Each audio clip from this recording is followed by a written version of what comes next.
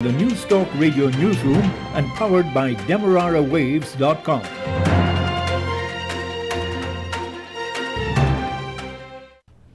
Good day with your major newscast. I am Jessica Daw. First with the highlights. Guyana is examining the possibility of growing wheat. A fisherman has disappeared at sea. In the region, the Barbados government is being criticized for imposing additional taxes in this year's national budget. And Brazil may soon increase the production of an alternative to fertilize, now in short supply due to the Russia-Ukraine war. And you will have your latest international news coming from the BBC. Do stay tuned. Advertise with us on News Talk Radio Guyana 103.1 FM for best coverage on programs on motivation, beauty and health, parenting and relationships, knowing your rights, and a variety of enlightening content, and get value for your money. Call our helpful staff today on 223-1056 or 223-1041 today. Now for the news in detail. President Irfanali has announced that Guyana is examining the possibility of growing a tropical strain of wheat.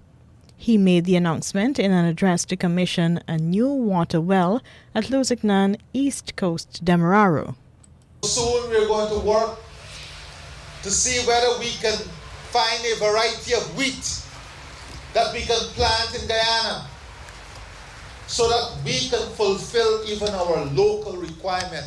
We are learning important lessons now that we must not leave unanswered for future generations. Within the past 15 years, sources said Guyana had experimented with growth of suitable varieties of wheat. The president's announcement came just days after the National Milling Company announced a 15% increase in the price of flour due to the Russia-Ukraine crisis. That region accounts for a significant percentage of the world's wheat production. Dr. Ali, like former Presidents Forbes Burnham and Cheddi Jagan, is stressing the importance of Guyana producing most of its food. The world has taught us that we can no longer be dependent.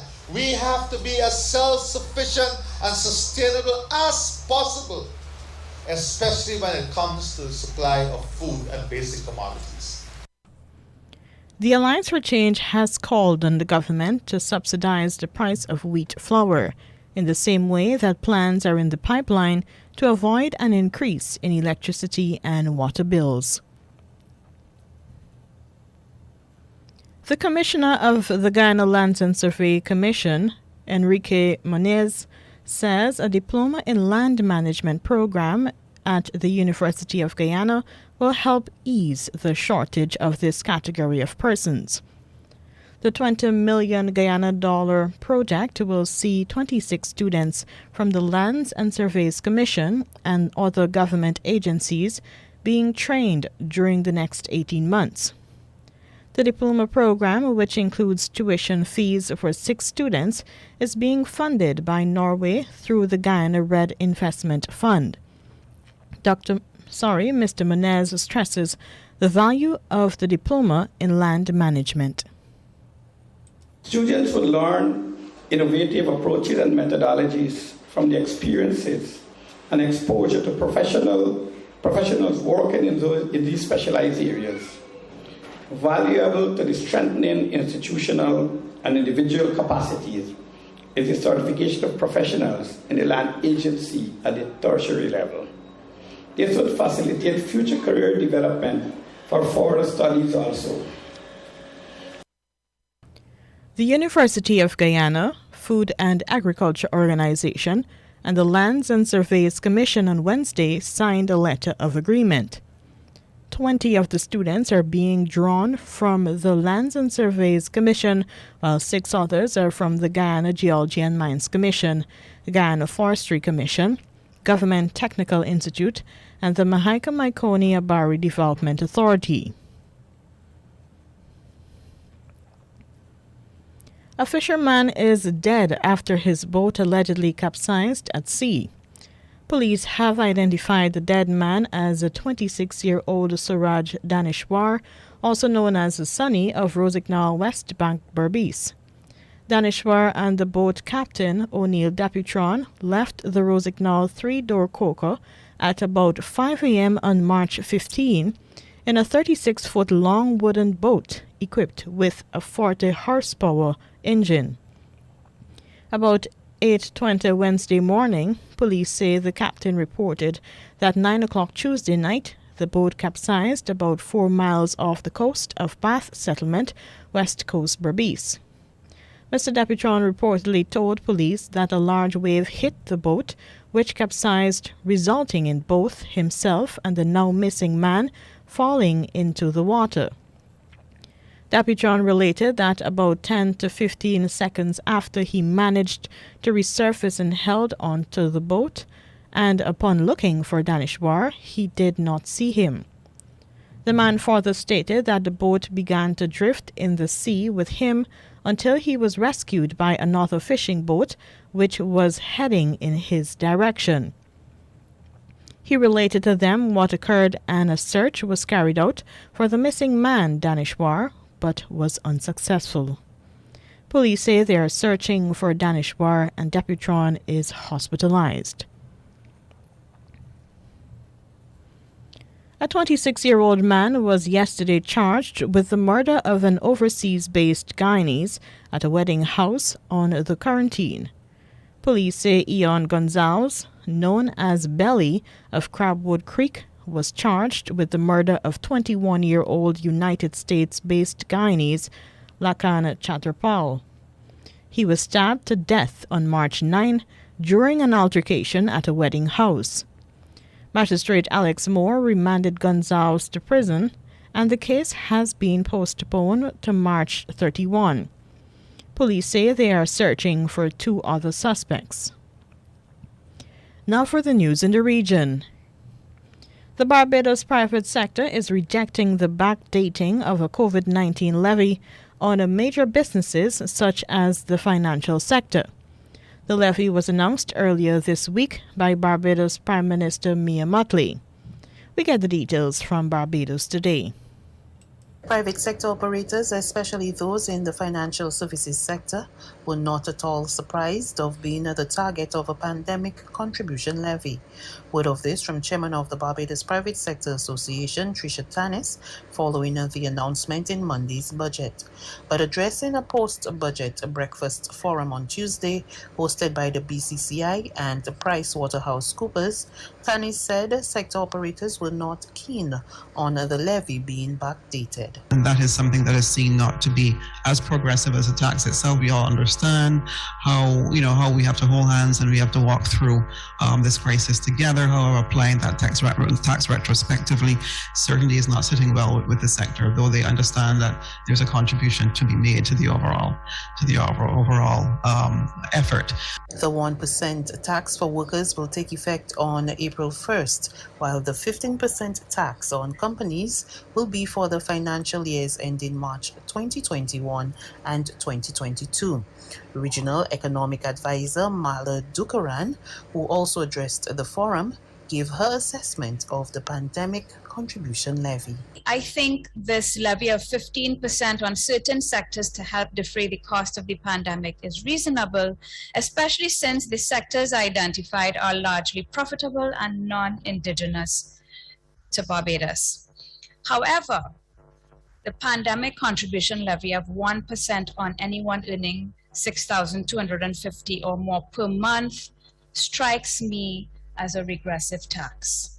In my view, the threshold to qualify for this tax should have been higher, and it should have been structured progressively, meaning a higher tax rate the higher your income level. That report from Barbados Today. The Bahamas is moving to enact a raft of human rights legislation. Government says these are in keeping with the country's obligations at the level of the United Nations. The announcement was made by Attorney General Ryan Pinder. More in our news, Bahamas. The AG says addressing those issues is a part of the Davis administration's agenda as it seeks to keep up with its international obligations. Within that suite of recommended legislation are matters related to gender-based violence, matters related to marital rape, matters related to juvenile offenses, for example. So it's involved in an all-encompassing suite of legislation, which is a human rights legislative agenda. It's safe to say that the Davis administration is moving towards criminalizing it. It's safe to say that the Davis administration are looking at all of our international human rights obligations, which that is one of them, with a mind to becoming compliant with the United Nations requirements. The AG weighed in on the matter nearly a month after the first ever National Gender-Based Violence Discriminatory Law Review Forum was held. The Nassau Guardian obtained a copy of the report and reported on Monday that participants recommended the criminalization of marital rape, legalization of abortion, and decriminalization of sex work, among other things. The AG was asked about their recommendations. These issues factor into commitments that the government of the Bahamas, as far back as 2018, have made to the United Nations and other multilateral institutions about legislative matters and other commitments with respect to human rights matters, and in preparation to go before the United Nations Human Rights Council, which is scheduled for February of 2023. And there were a series of recommendations that were committed to. Pinder also says tackling the issues head on was long overdue, especially given the fact that former administrations made commitments to international organizations. So what we have done is we have compiled a list and analysis of a suite of legislation that is going to be required to meet our obligations on human rights matters. It's rather all-encompassing, really broad-based, and we anticipate giving some tutorials to cabinet ministers or information sessions starting as early as this week on it. Pinder says once cabinet is briefed on all the issues, the next logical step will be informing the public. Reporting for our news, I'm Jasmine Brown. More in the region, a Canadian-owned company has proposed doubling planned output of potash from a deposit in Brazil's Amazon to reduce the agricultural powerhouse dependence on fertilizer imports disturbed by the Ukraine war. Brazil Potash Corporation said on a Tuesday that its executive met with Brazilian Agriculture Minister Teresa Cristina Dias in Ottawa and discussed increasing from almost 2.5 million tons to over 5 million tons per year the output from its Atiza project. That could cover almost half of Brazil's need for potash, a key fertilizer. However, the company said it would take at least 3 years to come on stream once licensing has been obtained. Brazil Potash owner investment bank Forbes and Manhattan, whose chairman Stan Barty met with Diaz on Sunday, has been trying to develop the Atazi's deposit for more than 5 years, but the project has been held up by environmental concerns. And lastly, in the region, the government of Venezuelan President Nicolas Maduro is seeking meetings with political and business groups and unions, among others. Reuters news agency reports that the aim is for them to join negotiations alongside opposition politicians led by Juan Guaido. George Rodriguez, president of the ruling party, dominated National Assembly and leader of the government's delegation in negotiations, said they would seek meetings with various sectors following Maduro's instructions, who last week called for talks to be more inclusive. Rodriguez did not mention a return to talks established in Mexico last August, which were suspended by the government following the extradition to the United States of Colombian businessman Alex Saab, a close Maduro ally. The opposition maintains that it appoints its delegates, not the ruling party.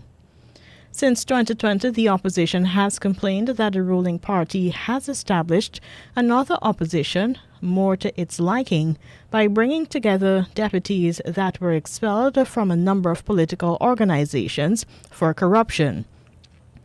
These deputies deny the allegations and now sit in Venezuela's National Assembly, with Rodriguez arguing that they have the right to take part in talks.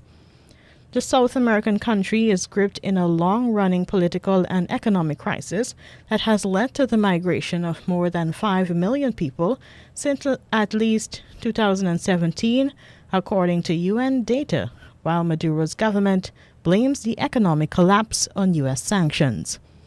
And here now is your international news from the BBC. BBC News with Sue Montgomery. Ukraine's president has appealed to Germany to do more to stop Russia building what he called a new wall against freedom in Europe. In a speech from Kiev to Parliament in Berlin, Volodymyr Zelensky said sanctions alone were not enough to stop Russia's invasion and had come too late. From Berlin, here's Damien McGuinness. Even though he thanked Germany for the substantial amount of support, certainly within civil society here in Germany as well for refugees, as well as delivery of weapons, he said Germany had been too hesitant. And he had a tough message really for Germany, saying that it was in part because of the energy policy traditionally here in Germany and the links to Russia, business links to Russia, that this new wall, as he put it, was dividing Europe between the free and the oppressed. The Turkish president has offered to host talks between Vladimir Putin and his Ukrainian counterpart, Mr. Zelensky. The offer was made in a phone call between President Recep Tayyip Erdogan and the Russian leader.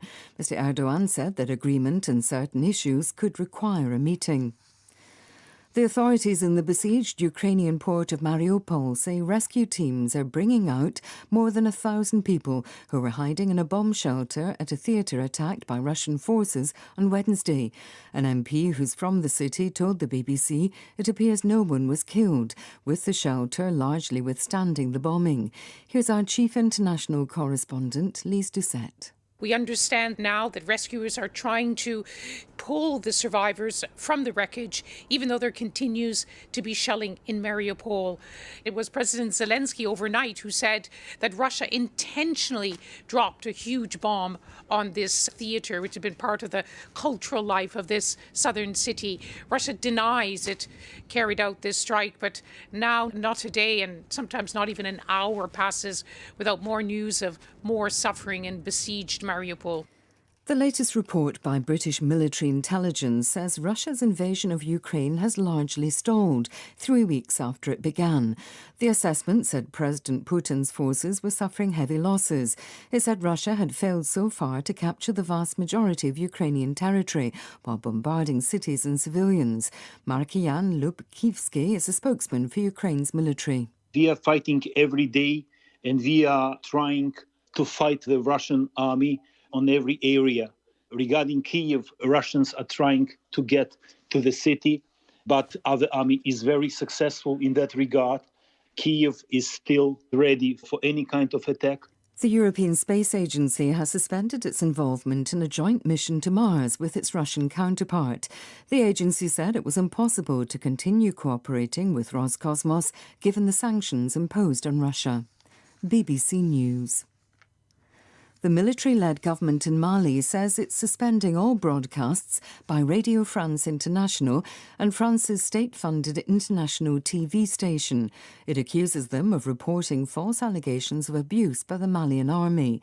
A spokesman for the military junta referred to recent interviews with alleged victims of atrocities committed by soldiers and members of the Russian private security group Wagner. The British ferry company P&O has announced it's cutting 800 jobs immediately in an effort to save the business from collapse. But some crew who were sacked on Zoom are refusing to leave their ships. P&O said losses of $130 million last year were not sustainable. Darshini David has more details. The company says it simply can't afford to keep going, which may sound extraordinary given that this is a ferry operator which carries 10 million passengers a year. But it's also had a tough few years, like lots of travel operators, because of COVID. And now, of course, we have this elevated fuel crisis as well. But the main cost for many operators is staffing. So this is an obvious one to cut. An Iranian official says 29 people have been rescued from a cargo ship that sank off the coast, about 50 kilometres from the port of Asalouye. A search is continuing for one missing crew member. It's not yet clear why the ship sank, but the weather is reported to have been poor. The number of South Korean couples getting married last year fell to an all-time low. Just over 190,000 tied the knot, the lowest figure since records began in 1970. The COVID pandemic has been blamed for reducing the opportunities for people to go out on dates, but the number choosing to get married has been falling for some time. The figure is down by 40% compared with a decade ago. BBC News. And that was your international news. Here now is a recap of your highlights. Guyana is examining the possibility of growing wheat. A fisherman has disappeared at sea. And in the region, the Barbados government is being criticized for imposing additional taxes in this year's national budget. And Brazil may soon increase the production of an alternative to fertilizer, now in short supply due to the Russia-Ukraine war. And that was your major newscast. I am Jessica Daw.